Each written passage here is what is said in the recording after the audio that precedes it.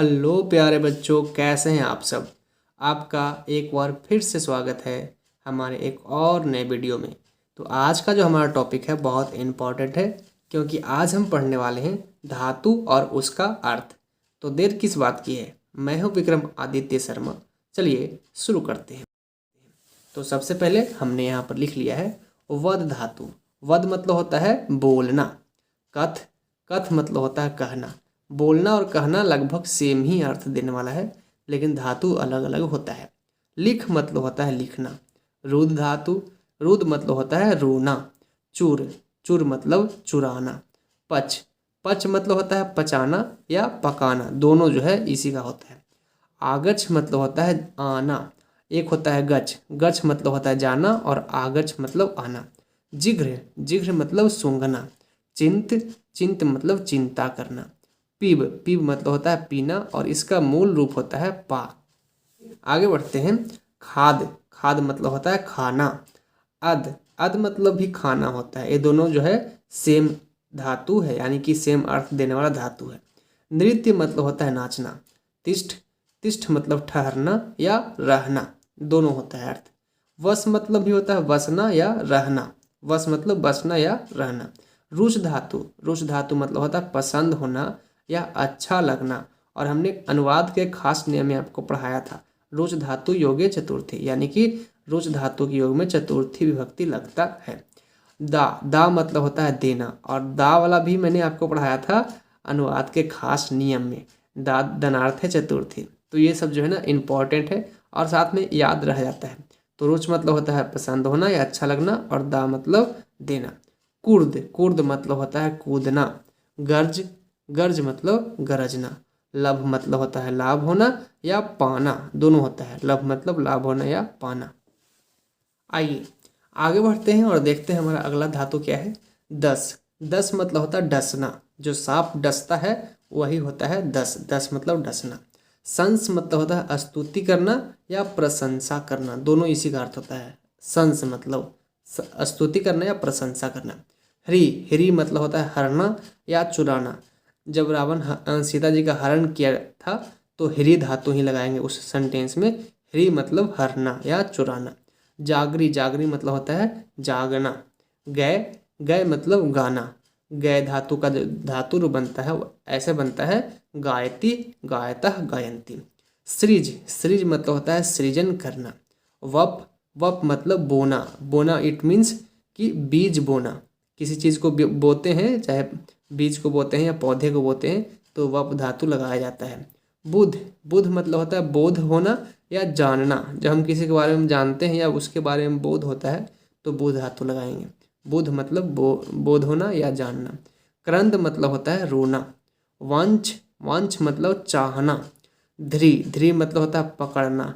ध्री मतलब हम कह सकते हैं धरना। धरना और पकड़ना एक ही है। हम लोग देहात के भाषा में, गांव के भाषा में कहते हैं धरना पकड़ना।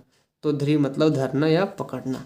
आगे बढ़ते हैं तो नेक्स्ट हमारा धातु है अस्पृश। अस्पृश मतलब होता है छूना या स्पर्श करना। अस्पृश मतलब छूना भी हो सकता है और स्पर्श करना भी हो सकता है। द्रव मतलब होता है पिघलना। क्रस, क्रस मतलब चिल्लाना। एक हमारे भाषा में होता है क्रस, जो हम लोग आजकल यूज करते हैं, मतलब छोड़ी हुई या पुरानी गर्लफ्रेंड। तो हम लोग संस्कृत पढ़ रहे हैं तो ये अलग है। तो क्रस मतलब होता है चिल्लाना। क्रीड मतलब होता है खेलना, और खेल मतलब भी होता है खेलना। ये दोनों जो है सेम है। क्रीड मतलब भी खेलना और खेल मतलब भी खेलना। आपको जो आसान लगे आप उसका यूज किया करें। क्रिस, क्रिस मतलब होता है खींचना। एक हमारा क्रिस जो है सुपर हीरो है बॉलीवुड का, तो वो क्रिस नहीं है, ये संस्कृत पढ़ रहे हैं। तो क्रिस मतलब होता है खींचना। जप मतलब जपना। रच, रच मतलब रक्षा करना। स्वप मतलब होता है सोना। भी मतलब होता है डरना। ये हम लोग अनुवाद के खास नियम में पढ़े थे। भी मतलब डरना। नी मतलब होता है ले जाना। आइए आगे बढ़ते हैं तो नेक्स्ट हमारा धातु है चर। चर मतलब होता है चरना। पत, पत मतलब गिरना।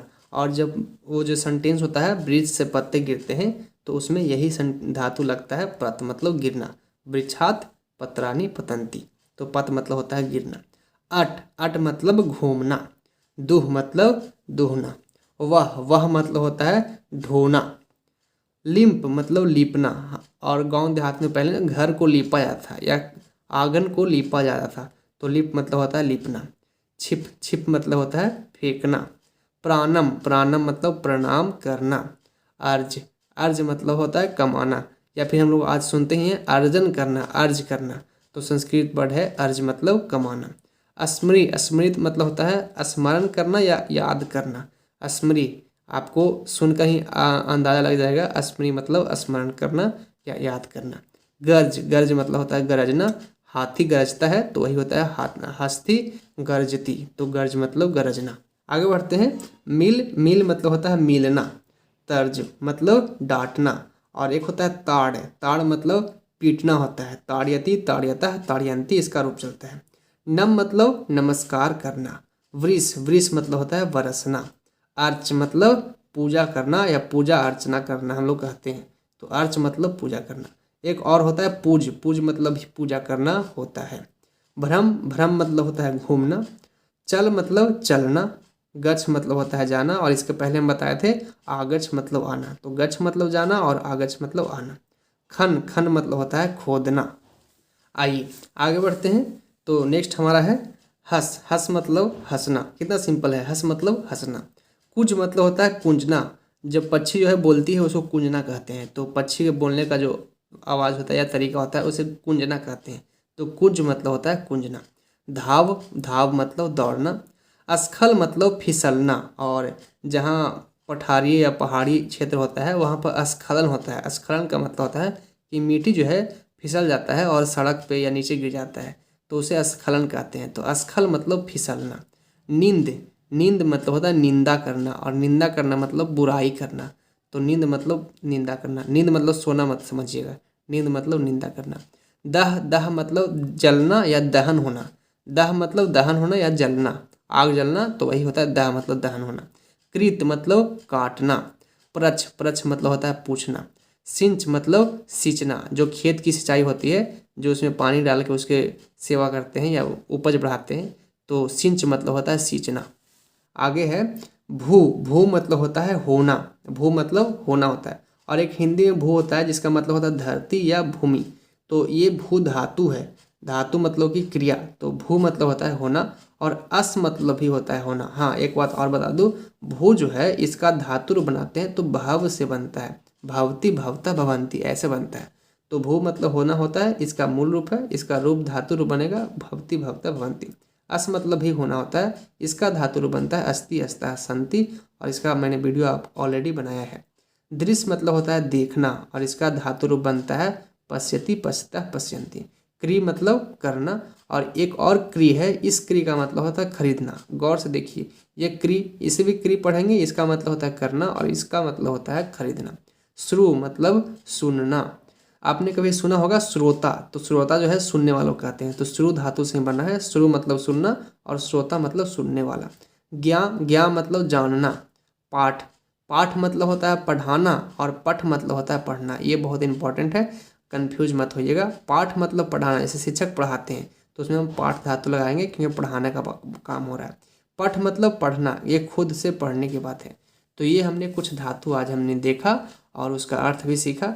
तो आगे आने वाले वीडियो में हम और कुछ धातु लेकर आएंगे और आपको आसान से आसान भाषा में सिखाने की कोशिश करेंगे। तो ये वीडियो आपको कैसा लगा आप मुझे कमेंट बॉक्स में जरूर लिखिएगा। संस्कृत ग्रामर पे मैंने ऑलरेडी काफी वीडियो बना चुका है, चाहे वो संधि हो, समास हो, उपसर्ग हो, पुरुष हो, वचन हो, लकार हो, अनुवाद हो, चाहे जो टॉपिक है, संस्कृत के हर एक टॉपिक पे मैंने डिटेल्स वीडियो बनाया है। तो आप एक बार मेरा प्लेलिस्ट जरूर चेक कीजिएगा, लिंक डिस्क्रिप्शन बॉक्स में दिया हुआ है।